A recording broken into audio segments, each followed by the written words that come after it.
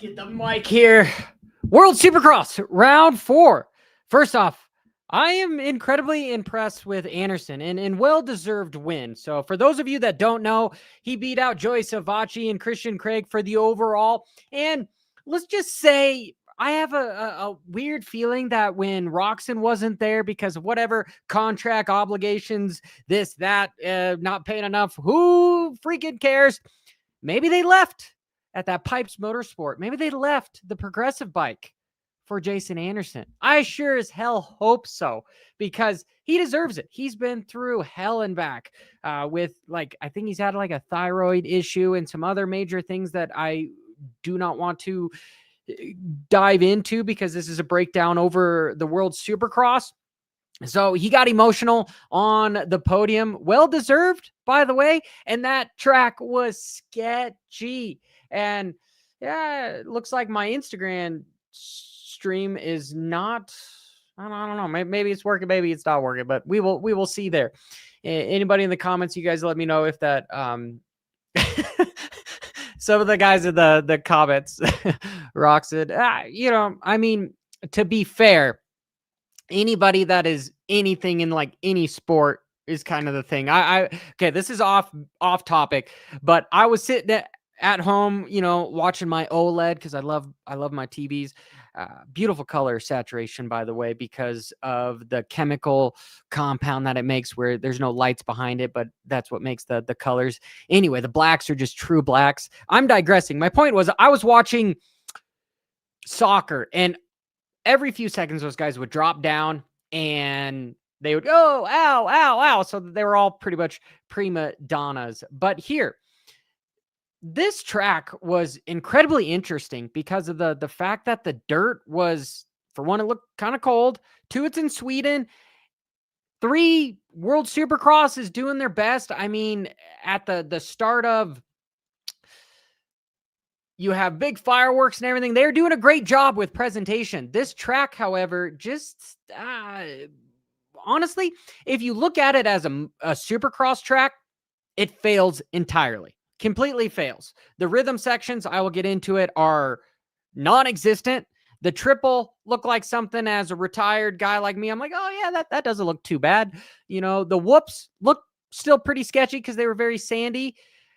So it on a Richter scale of 1 to 10, when it comes to, was this a Supercross track, I'm going to give it like a 6 because it wasn't, but it was more of like Southwick hybrid. If you go to a motocross track and you're like, hey, was this a motocross track? It's probably still like a 6. But if you think of it as a hybrid, this was actually a really cool track. And at first, when I first saw it, I was going, this isn't cool. I don't like it. It's dumb. It looks like a mud race / oh, cool, there's a finish line, triple, whatever. But that is not the point, right? So I want to highlight this individual right here first, Hicks. Okay. Bigger guy, arena cross guy, is normally not on an electric bike, but he was out front for a while. This was good. And in Sweden, I don't know if they had like unlocked ECUs or something, but they were actually able to somewhat run out front. And then here, this is another interesting thing, is we haven't seen much from this SOB, Vince Freeze. He hasn't really taken out anybody yet, but watch what he does from the way outside here. He comes out and damn near almost takes out the entire field, right? And he's up front. He ends up getting around Jason Anderson right here because Jason Anderson makes a bobble in this corner and he's able to just jump through.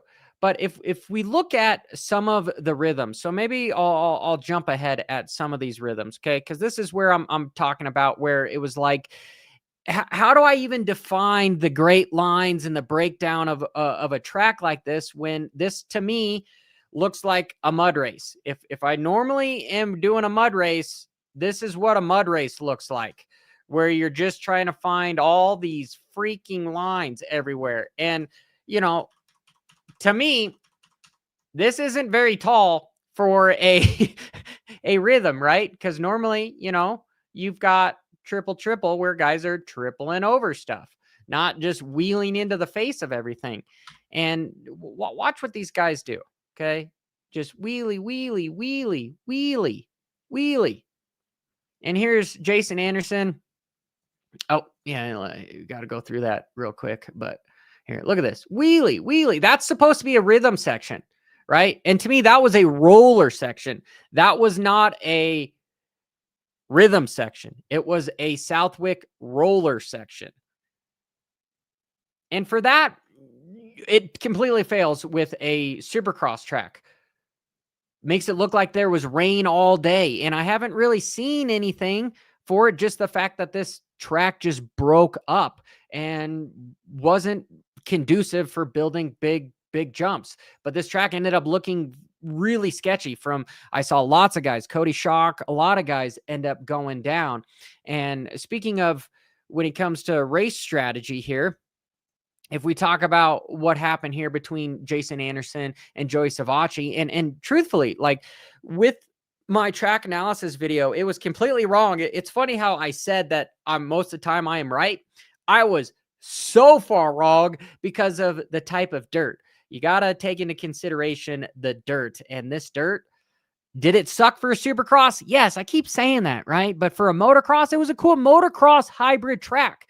Right. I honestly think that it might be cool to have a track like this in the middle of a Supercross series where, hey, you still have a couple, big triples. And it was more of like super motocross, right? I guess is where I'm going with it, is that's where this track ended up being for Sweden. So if here in America, we can do it, why not World Supercross when they're going all over the world at different continents? You don't really know what you're going to get when you get there. That's kind of the cool thing about having a world championship. Here in America, guys know from West Coast, it's going to be dry and hard pack and powdery and, not very good traction and the altitude. But then West Coast, you're like, sweet, we're going to get deep ruts. We're going to have good traction, etc. So I have to give World Supercross a pass there. But the one thing that I probably won't give World Supercross a pass on is if I just highlight I got to get to the start here.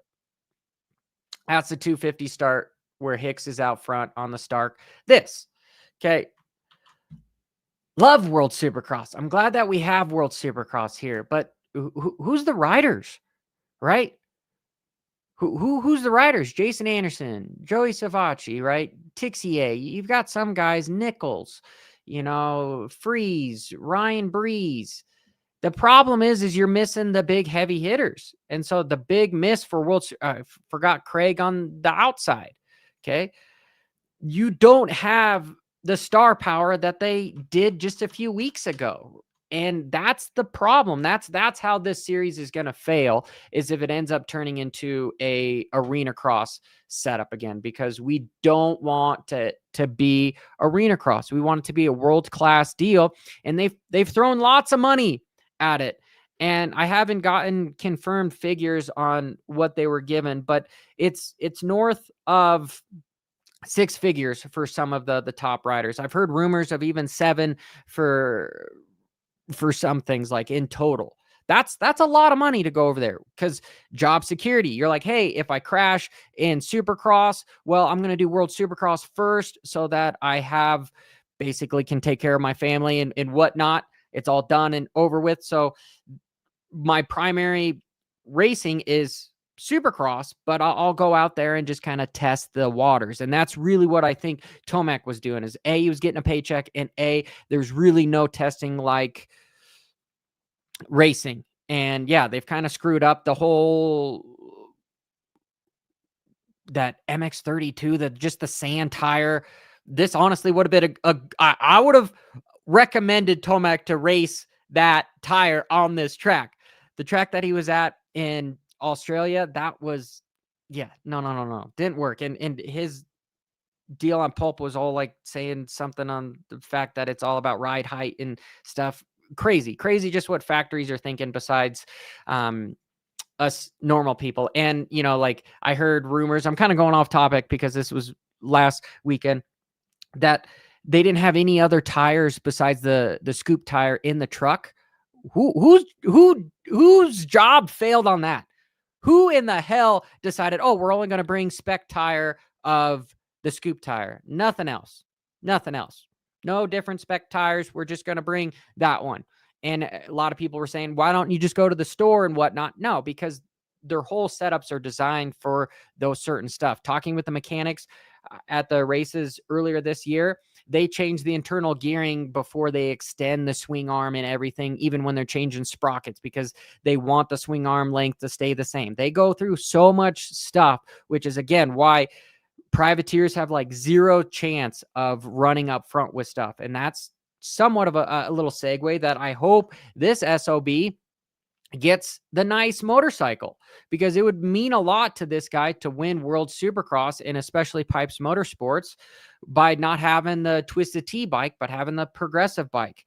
Okay. And my understanding is that is just the Twisted T bike that is going to be in Supercross. So I know he's a talented motherfucker, but how is he going to perform in 2026 if he's not on the right equipment, if he's on inferior equipment? So here, now that I've said that and have completely digressed, what happened here between Joey Savacci and Jason Anderson? Well, you've got Jason Anderson coming to, truthfully, his line was here. That's where he was taking every other line. But instead, he decides to block Joey, and which was smart, you know, and Joey somewhat is setting up, but he's expecting to haul ass and try to get around Jason from the outside. And it didn't really work that way out, because if we just watch what happens is he stops, complete brake check. So love Jason Anderson for the brake check.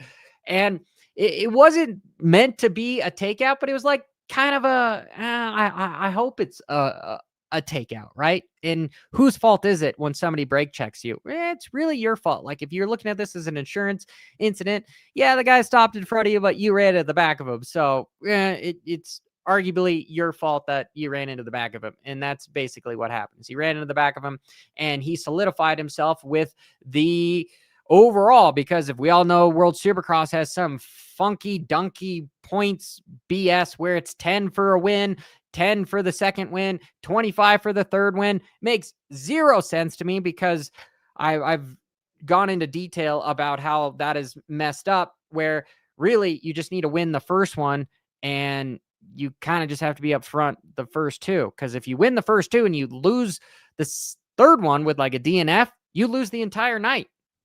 There's so much on risk for the third race rather than anything else. And kind of in the last thing that we're going to show is just these whoops here. So if we continue to watch Jason Anderson on this, it's hard to say, like, again, is it an atrocious track, or was it just a super motocross hybrid track? Super motocross hybrid track, scary as hell through these sections. You see how far back these guys are. He's on his toes and he is leaned way far back, keeping that front end light, just jamming through these ruts. Super scary, right? Very technical, especially when you have Supercross suspension. So if we look at what happened to Craig, okay, so this is the triple that didn't look like much of a triple because of how soft the sand was. But if we watch Craig, okay, Craig is going to come right here. So Craig, okay. And really what he does is there's some deep ruts here and you've got really stiff suspension. And so when you have really stiff suspension, it doesn't want to stay glued to the ground. And meaning that if you have soft suspension, like you look at the Endurocross guys, they run incredibly soft stuff. So it's pushy, bouncy, They can go over the matrices, which is the logs and the rocks and whatnot, and the tires kind of stay glued. And if we look at outdoor motocross with Jet and Honda, what they have come up with is some of this like translucent, high dynamic range type suspension where it stays glued to the ground, where you look at Tomac or somebody that's attacking stuff, it bounces off the ground because he runs a much stiffer setup. So my point being is when it's super fast and soft, you're going to be able to cover the ground with the bump. It's just going to roll over. But when it's real stiff, that's where you start losing the wheels to the ground. And that's exactly what happened with Tristan Craig here. Because if we look, boom, boom, very here. I gotta like go in slow motion here and somewhat zoom this in so that we can see here. So he's the guy running fourth, and I really expected him to somewhat win.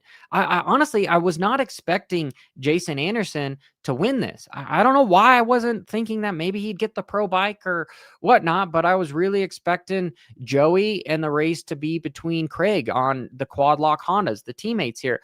Didn't expect Freeze to be in the middle at all. And I'm really surprised that Freeze did just come in here and take out Joey. Like, I don't know if he just is scared of that Stark or something. I mean, that's the irony in that is pretty interesting as well. But here we look at Craig and he's coming. Okay. And the wheel, it just bounces off of that rut. That's what happened. And the front end then just washes. Okay. And that's again because of how stiff the suspension is. But a track like this that is very sandy and rutted, they want to be softer. So it is weird. And that is the reason why I was saying that this is actually a pretty damn cool track, because of the fact that it's like this hybrid. You don't just have the typical setups that most guys do that they've been using for forever, right? And that's why I almost would like to see this sort of a hybrid track more in the middle of motocross. I would love to see a super motocross round, like round 7 of the Supercross series, right? And then like round 4 of the motocross series. And then we do a finale at the end. That's it would be more entertaining, because we lose juice. We lose juice as far as, hey, Super Bowl A1, and then, hey, we have another Super Bowl at the Super Motocross Championship. Like, you can't keep that hype over 33 freaking races. So in last, right? Last. I really got to move this over here, but the final is the last thing that I saw that was pretty damn interesting, was the whoops that we had from Jason Anderson. Okay. Because they come across this triple, right? Flat corner. I mean, I know there is a berm here, but because of the dirt, everybody was just hugging the inside. And what does Jason do? Well, Jason actually wheelies over the first one and then just continues to wheelie and then hops out the rest of them, which is a pretty damn cool line, right? So wheelies, boom, wheelie, then just goes over them, because the track is just completely falling apart. This sand is completely falling apart. These whoops are no longer whoops. They're having holes, right? They're just, they're not completely there. And, typically a whoop looks like this, right? And then as it wears down, it starts to look like this, because you've got a bunch of dirt flying off of it. And that's when you finally see guys start to jump stuff. And when it's wet and whatnot, you start getting the scary ruts through it. But this didn't get as rutted as the previous sections that were earlier. We were seeing, okay, that's the crash, but this scary section, because this looks like a very scary section, but these guys are just staying light on their toes and running through it, which was incredibly impressive. So you had a little bit of both here, but here, we'll just look at the whoops one more time to see Jason win. Okay, he's leaned back, wheelies out of a rut and over the first one, which is amazing. Okay, and then again, do you see how this is the starter whoop? Okay, you've got the second whoop, and then the third whoops are just, they're like made out of sand. They're much smaller. So he's able to then from there just wheelie through them like they're nothing, like you're at your local Supercross track and nobody has managed to redo any of the lips. So you feel like a superhero through the whoops, because they're much smaller than what they used to be. So yeah, a lot of these guys in the chat are saying it's just like dirt sand. Yeah. I mean, that's exactly what it is it's sand. And you cannot make a Supercross track out of sand, because what happens with sand is it doesn't pack. It's like trying to make a snowman with really cold snow. It doesn't pack. And the only reason why I know that right now is because Colorado, that's kind of what we've had. And I've been trying to make a freaking so man, and it has not been able to do that. But hey, guys, if you've been here this long, make sure you hit that subscribe button and the notification icon. And I've got a special guest on the podcast tomorrow at 10 a.m. Eastern, and that is going to be entertaining. So stay tuned for that. And as always, keep it WFO. Ba-ra-da-da-da-da-da.